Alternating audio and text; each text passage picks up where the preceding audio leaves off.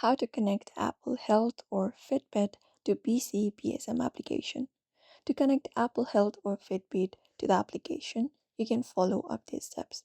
So you can use the Personify Health app as an intermediary. For that, head over to Play Store in your Android or iOS. After that, head over and download this application called Personify Health and then synchronize your Apple Health or Fitbit data with this application right here. After this is done, you can head over to your application of BCBSM or the website of this one right here. After that, log into the particular website. Look out for login option in the top right corner.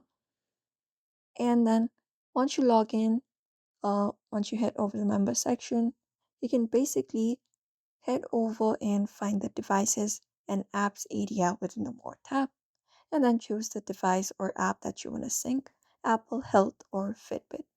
After that, just head over and follow the prompts to connect your chosen device or app to Personify Health app, and that may involve authorizing Personify Health to access data from your Apple Health or Fitbit. And then you can view your fitness activity data within either the Personify Health app or your BCBSM member account, and that's it. So therefore, you may follow up this method in order to do so. So I hope this video was helpful. Give it a thumbs up and subscribe for more tips and tutorials.